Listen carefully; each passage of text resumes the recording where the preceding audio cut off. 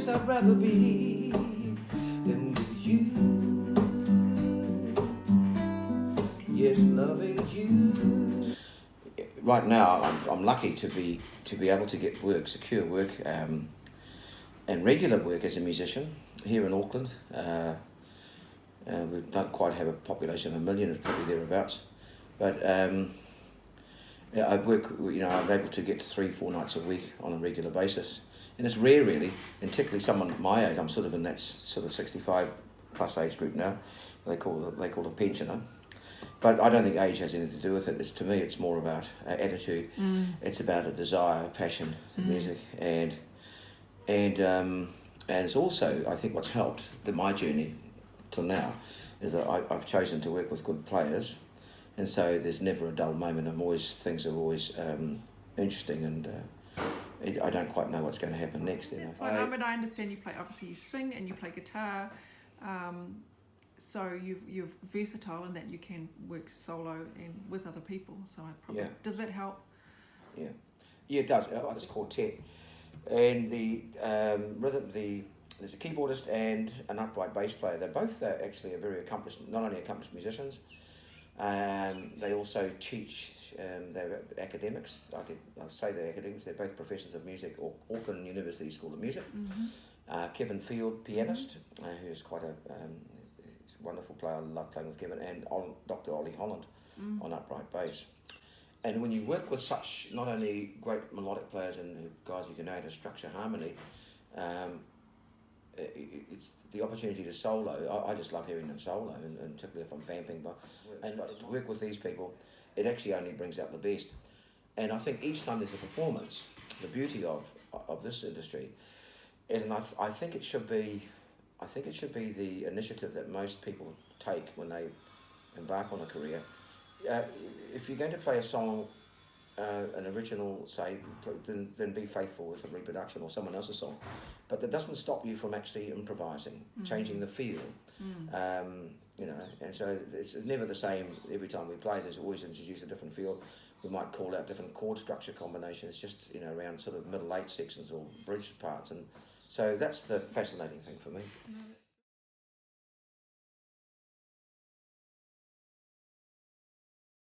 Because I understand you do teach as well. I do teach, usually in winter too, I find, when there's a period of when things are quiet. What I think is important, and I see this a lot with adults particularly, they've got portions of songs in their head, but never complete. And they know the riffs from all the famous songs, and these are the hobbyists, The goal is to get them to play a song from beginning to end. And I give them an opportunity to look at that or consider it by choosing a song of their choice. And we use that as that's the work in progress. However long it takes for them to be able to play that composition completely and comfortably and with confidence, then what I've found, and this is general, is that once you get one song on board, the learning process is accelerated, I think. And each time you learn a new song, you've gleaned or got the information from the other stuff, and so you get better at it, So that's kind of the goal. And so bypassing learning to read notation and stuff, a lot of the kids actually, a lot of them just don't want to learn that. They just want to cut to the chase. The internet's actually got, there's all these guides and these tutorials. There's bloody heaps of them, and they're helpful. I say to them, okay, you can do that on your own, but you need a teacher, a good one particularly, a teacher who knows this stuff, who is able to get a 360-degree view of you, and see where your strengths are and develop them from there, around that, you taking something offline or out of a book, there's so much that you can learn. You just have to stick to it and follow the routines, but you'll never know how well you're progressing unless you had somebody there to tell you what you need to do, to change things or to acknowledge that you've done well, Good. So you haven't always been a musician? Not really, no. I actually got into it quite late. I got into it when I was professionally, I was about 26. It was quite by accident. I was actually a chef. And after, and my dear late mum, she was determined that I'd go into the printing trade. But my brother actually, Stephen, both my brothers were printers. I'd realised that cooking was hospitality, particularly food as a chef thing, that trade was was calling because I'd always, it probably goes back to standing by the stove watching your mum cook, you know. I was a chef, and then,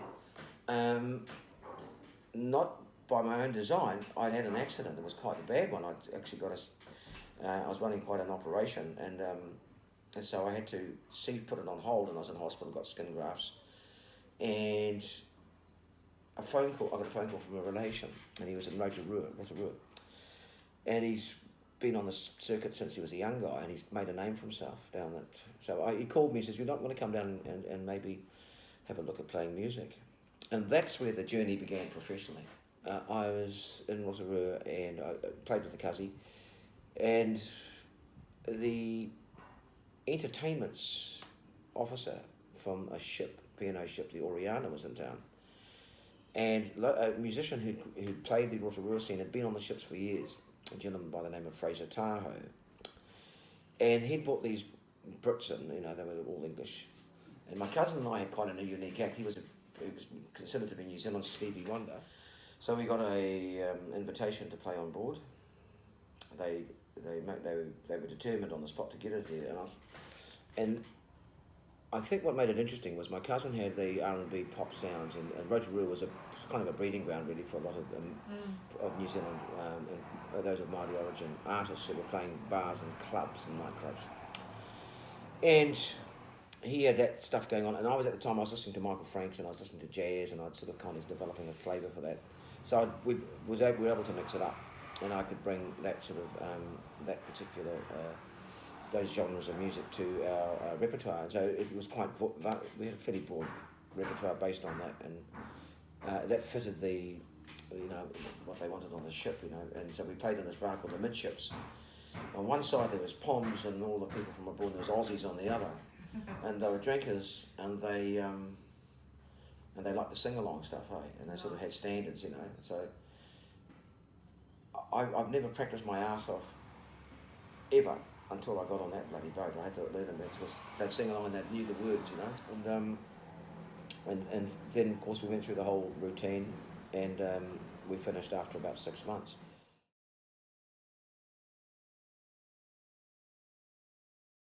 In my case, an uncle gave me his guitar and let me play it. It was a Maton, good guitars from Australia. Mm-hmm. And I hear that story often, particularly here in Aotearoa, New Zealand, that a lot of guys just get these guitars around the house, so they pick them up. So most musicians I've come across either had a parent who played, mm-hmm. or it was in the gene pool, or else they were in a household of music. Back to the question of education and learning the subject matter, so learning it properly. Eventually you're going to be working with people. If you're an air player, you're going to be working with people who are readers. If you choose to play in a contemporary style like jazz or something that's a little bit more sophisticated, eventually you will have to make that journey if you are to make the choices about what you want to play. Because what you're essentially looking at is you've got a road map in front of you, and everybody's got the same map. Mm-hmm. So you're all reading off it. Mm. And that's the guide. There's your guide. And that's what you're sharing in common. Song, make it soft and low, yeah, yeah, yeah. I decided that I would actually go along, hear some of these acts, encourage relationships with these people, and eventually jam.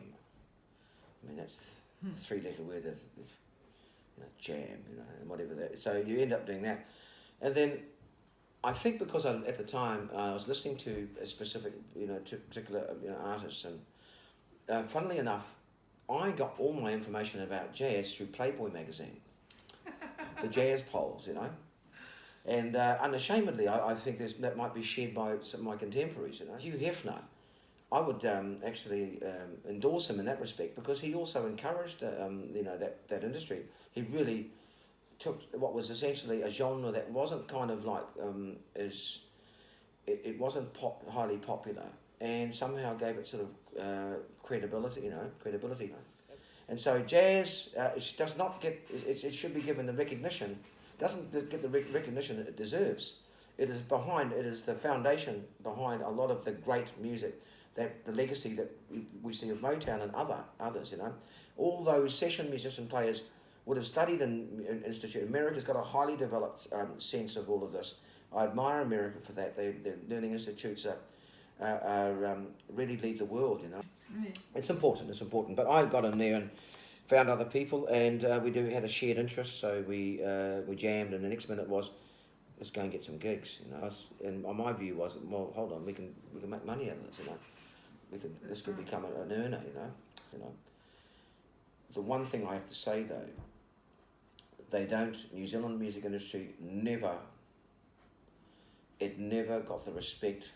It never gets the respect that they have in Australia for their artists and America. Bigger populations, but we've taken it for granted. We have. And it goes back to the guy turning up at the house with his beers, crate, and a guitar. So it was taken for granted, you know. And so the industry was never given that respect until some of our esteemed musicians had the guts to go overseas, or they decided to go overseas, and they got recognition there. And that's when the respect arrived, you know. I'm glad to be here alone with my lover. She's like no other. Glad to see the horizon slowly coming. That is the most vital question you can ask yourself, because what we're looking at here is essentially your survival, your survival day to day. And there is a true appreciation when you are in a situation where you're facing lean times and there's not much work there, either work in the workforce, you know, some sort of skilled thing, or service industry, whatever thing you're looking at, or else you're on one gig a fortnight or a week, you know. There is that school, there is that tribe, if I want to call it, people who work as weekend, and they're weekend warriors. They play in a band or they have a hobby. They're the hobbyists, and so they can get one gig a week. If it's paid, it's a bonus. To make a commitment to it full time, you really have to think this out. You really have to look at what are the advantages, what is that goal for the next year or two, and you know what sort of earning capacity will I have. What it also means is that you either go out and get your own work if it's solo. If you're in a group, you speak to your colleagues, the interested party, of what your goals are, and you work as a team. A lot of the successful bands here in New Zealand, they did work as teams. They were all going off in different directions, finding things to do. They all had a routine, a role to play, you know. And those are the acts that become successful in the business and are able to procure full-time work. There is an option of either having a day job and then getting together with like-minded people and treating it as a creative hobby thing. Ain't no place I'd rather be than with you. It's actually what helps the cause is that variety will open more doors. Simple as that. Yeah. Variety means that you're able to cover most bases. The saying was at one time, jazz don't pay the bills, you know. And really, most people don't share an interest in listening to that particular music or art form. I learned this from Mark Murphy when I did this course at Stanford. I did a workshop at Stanford, did a jazz workshop at Stanford University with esteemed master singer, vocalist Mark Murphy. And one of the words of advice he'd given me, he said, okay, jazz don't pay the bills. He talked about it. He says, if you want to pursue this pathway, then you have to become judicious about what you're going to do, and you have to remain true to it, even in the lean times, and you'll face a lot of them, you know. When I cover other people's songs, I make it my own. I keep the melody intact, but I change the feel. I add certain chords in their structures to make it harmonically interesting. And I always get this one response every time. 9 out of 10 will say, I like the way the version you did of the song, the way you treat that song, you know. And unless, of course, somebody's requested particular songs for a function, then I'll do the original reproduction, and you know, right. And so we do it faithfully. But we make it interesting if we've got, say, great players. If it's a group ensemble, then I'll allow the pianist, particularly a chordal instrument, to colour the palette that's there, the arrangement that's there, the chord patterns and whatever, and just add some more interesting things in there. So you can do that, and that's the soloing part, and that's kind of the supportive role.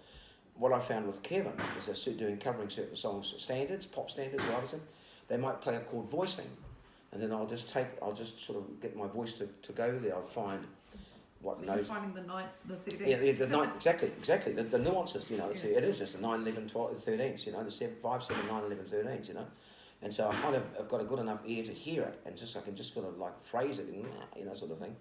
And that works, yeah. Yeah. But variety will open the doors.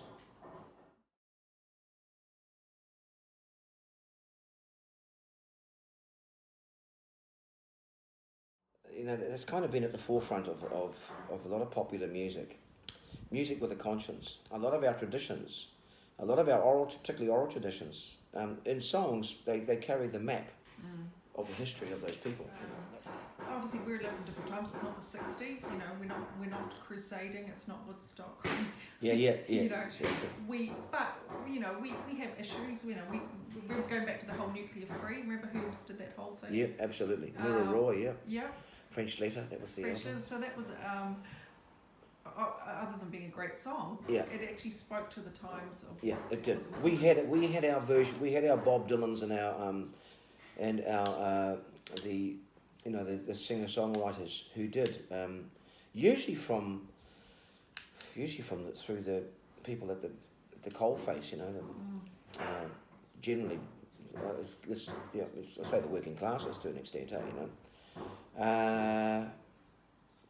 There are those who, with a political agenda in their songwriting, in their lyric writing. Okay, they've got that going on. There's a Leonard Cohen's and everybody else, and Arno Guthrie and Willie Guthrie, and America particularly had them. And so, do you steer clear of that? in some ways, no. I don't have an agenda. No, I avoid that. It's too divisive. Divisive. All my love to you. Because I know you do bring Maori flavour into your songs. Yeah. And that is part of what makes you unique, but it also makes it special. Thank you. So, we really love your music. But obviously, they are quite different cultures. They are, yeah. Well, they are. I mean, but there are some they geographically are quite yes. at one end of the world to the other. What I realised, and I think this, and I'm not a bloody ethnologist or whatever you want to call that. What I've found is, say, that allows cultures to have to unite and to have a common connection of some sort. In the case of talking about my specific journey, Māori and Scots, tribal, clannish thinking, I think plays a part in that. The values are similar. The values are similar, usually around injustices, perhaps, to an extent. So they're staunch? Yeah, I think so. I think there's that. I mean, where I care to reside, I reside in both, even though my mother's not here now. So I have an appreciation of both the inheritances that I have in my gene pool, And if to say, and what connects them, yes, maybe somebody else, a specialist, somebody who specialises in the subject would be able to elaborate. But I think the tribal clannish thing has allowed that to happen. And we have examples of it here, and numerous examples in this country of people who have Celtic, in this case, Celts, Māori family origins, and there's numerous people I could name, and they happen to all have profiles. So obviously there's affinity for that clan thinking. Yeah. Tribal sense of community, sense of family, I think is very strong. Very good, Deborah. Yeah. Yeah, I think you nailed that's the. Yeah, sense of family, and I think music also is very important for Scots and for Māori alike, for different reasons. Yeah, it is. Yeah, it serves that role. And maybe there's a synergy in blending the two. Very good word, synergy. Yeah, there is a synergy, and I think it's a mutual agreement too, and they meet halfway. And I think so. They come up with something nice and unique and what I would call makes us Kiwi. Well, it does. It also makes us Kiwi because I think we've all, if we look at it, just looking at the bigger picture here in New Zealand, Aotearoa, is that we've got people are starting to look into their own genealogy. I think a good stock settled here. I think we've got some. I think the New Zealand, the Kiwis is a decent young person. That deals in fairness and thankfully equality. And we can see that by our women's rights. That goes right back, and how our wahine toa, the warrior woman, Pākehā and Māori, who thankfully were able to bloody put things in perspective. I mean, God brought some sanity to this because, it makes absolute sense. And now that the ball is in your court now, and you're leading the way, and great. I think that's wonderful. It is, I think it's a great thing to happen. It's brought some real balance,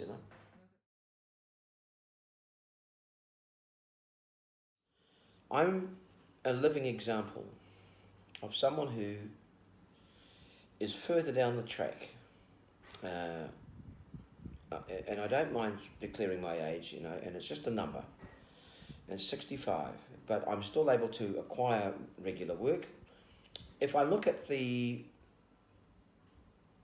artists, those who are prominent and who are recognised artists, who are still performing, I think they shared one thing in common. They were able to sort of think young, if that's the term to use. They kept, it's not just looking youthful or young. I think their outlook was fresh. It was childlike almost. Childlike where it was playful. Playful that manifested in how you dressed, and a style thing. That's what I liked about Miles. I mean, what I know of him, he was his own man and stuff to an extent, but he chose to look sharp, And this is trumpeter friend of mine, Kim Patterson. He was telling me about Miles Davis was playing as an example, was playing in Paris, and a countess after the concert came up to him and says, and Miles was dressed up in his gears, smooth and all that. He says, she always looks sharp, sort of stuff. And he says, Mr. Davis, you played absolutely divine. And to be blunt, his answer was, fuck that shit. How did I look? His music already spoke for itself. That was kind of like really what was behind that.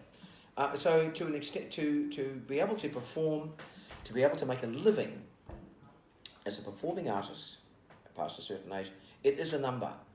But I believe that you should keep things fresh and embrace each day as a new experience.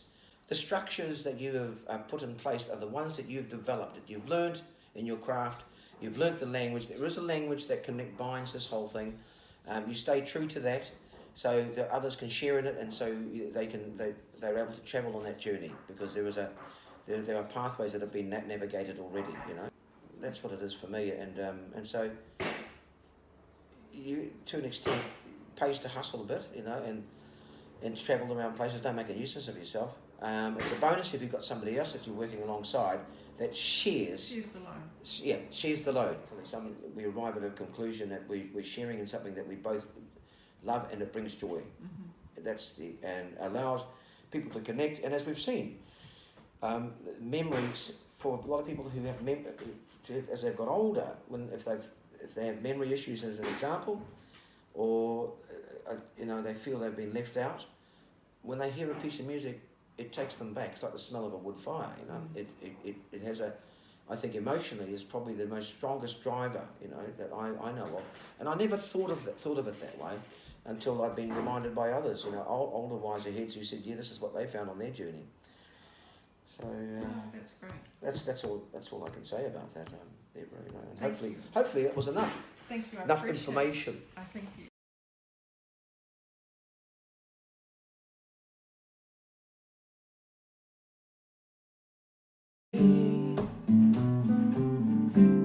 Ain't no place I'd rather be than with you.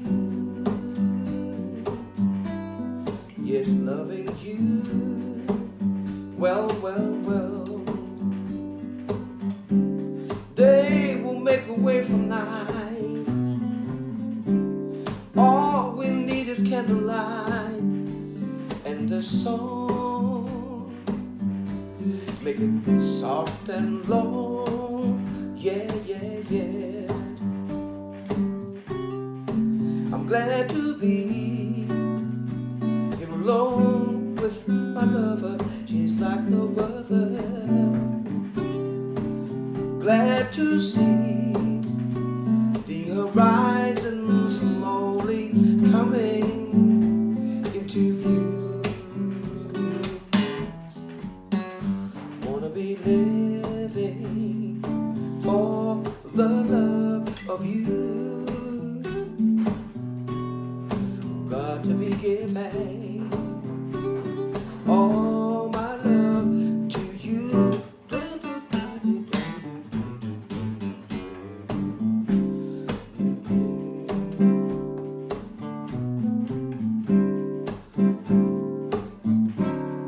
I want to be living for the love